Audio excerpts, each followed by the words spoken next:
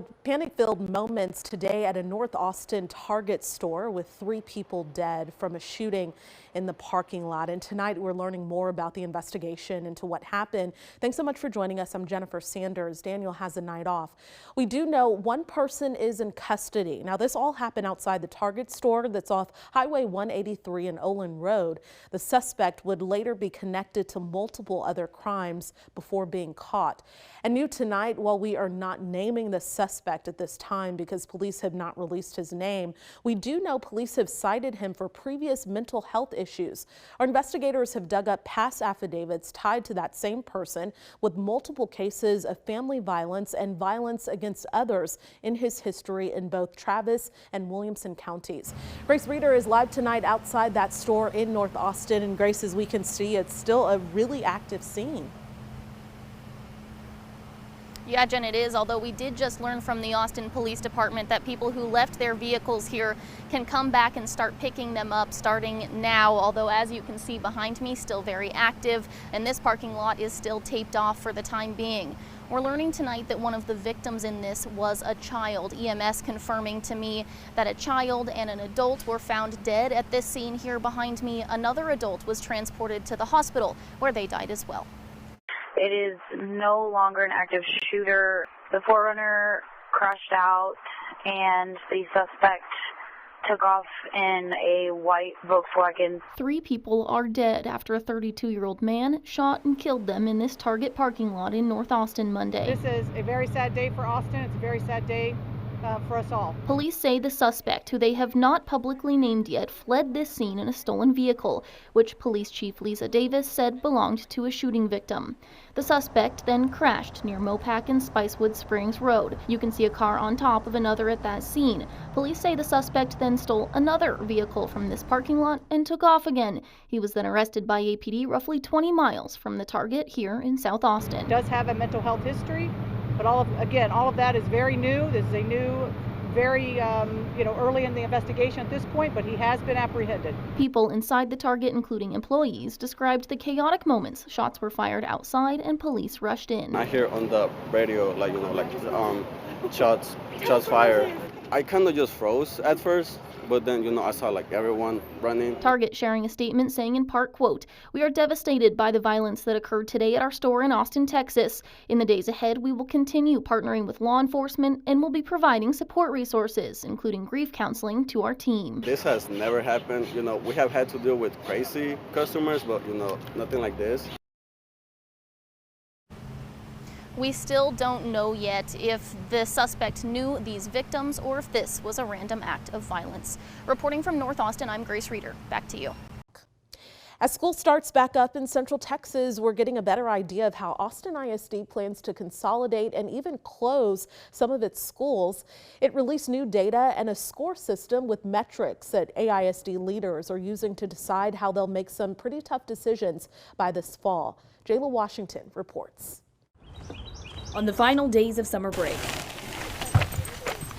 Elizabeth Rodenas is here on the trail with her kids, making the most of it before they go back to school next week. How are we feeling as a mom, as a family? Overwhelmed. Her son will be a freshman at Austin High, and for months now, they've anticipated how Austin ISD's consolidation plan will impact them. Austin's growing, so why schools are closing?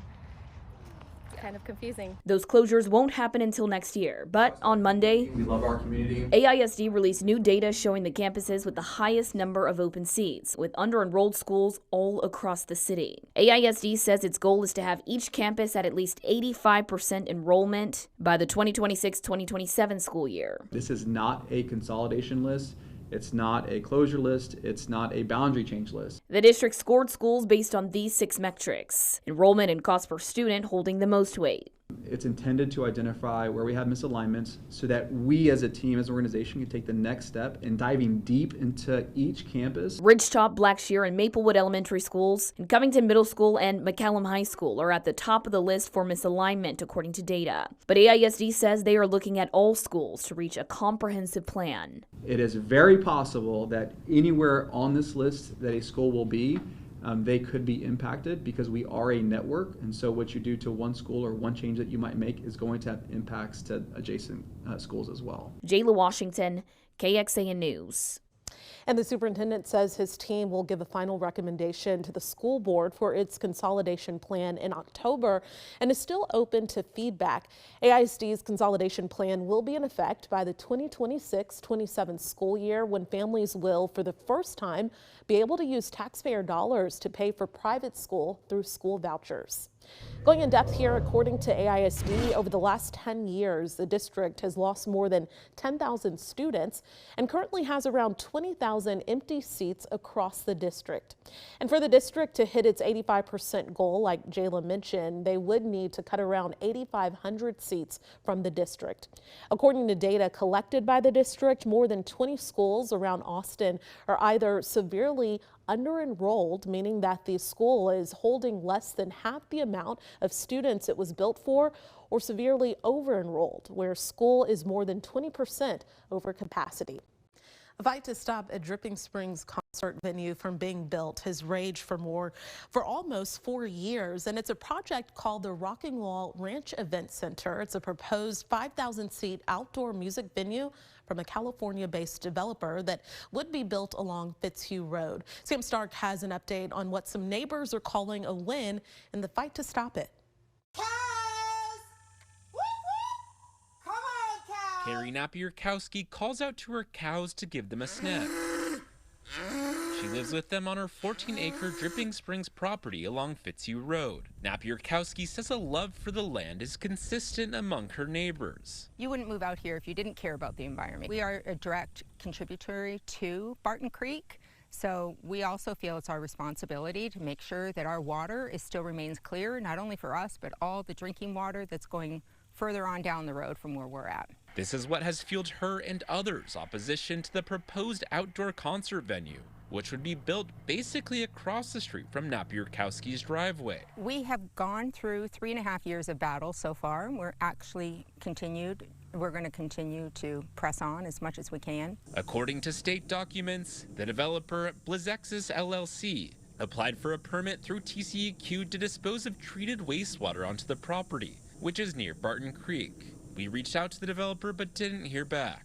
Commission received many hearing requests and requests for reconsideration. Environmental activists and neighbors, including Napierkowski, argue it threatens the area's water quality. Last week, the TCEQ granted case hearings for some concerned about the permits. Most of us that are on these different groups are actually pro-capitalism. But there has to be responsibility with that, and this is a very irresponsible location. The contested case hearings will go through the State Office of Administrative Hearings, which after hearing from all parties will make a decision on the permit. Sam Stark, KXAN News. And an attorney representing the neighbor said the hearing will happen within the next few months. More changes are happening right now on 6th Street to help keep people safe in Austin. Those water-filled barriers are being swapped out for new concrete barriers. Thanks for joining us here on this Tuesday. I'm Tom Miller. And I'm Jayla Washington, and for Sally Hernandez. Traffic anchor Erica Brennis, I know you've been sort of checking out what's going on in that area. Yeah, all eyes, of course, with this big change on 6th Street. You know, historically, for decades, 6th Street just closes, right, during the peak weekend hours and during big events, but right there from I-35 to Brazos. But the city opened up traffic earlier this year, and it's been interesting to watch. They, you know, normally have this completely shut down, and now traffic can actually go. There's just a barrier, right, between the street traffic and those walking along the side. So obviously a long-term solution in the works. We want to bring in KXAN's Barrett Tryon. He's actually live there on 6th Street with why the city felt the need for this change. Good morning, Barrett. Hey, good morning, guys. From a very busy 6th Street, a lot of street sweepers and people milling about this morning. This is what we're talking about, these water-filled barriers. Crews getting ready to pick some more of them up here. We're at 6th and San Jacinto downtown. And, you know, one of the things that businesses along 6th Street said, they felt like they were living in a construction zone with these barriers. And that's one of the reasons the city is doing a swap. Now, you might remember those barriers along the road first popped up in January as white fencing. It was something the city was already trying to do, but it was sped up by that deadly attack in New Orleans. And that was never meant to be a permanent solution, and neither is this latest installation.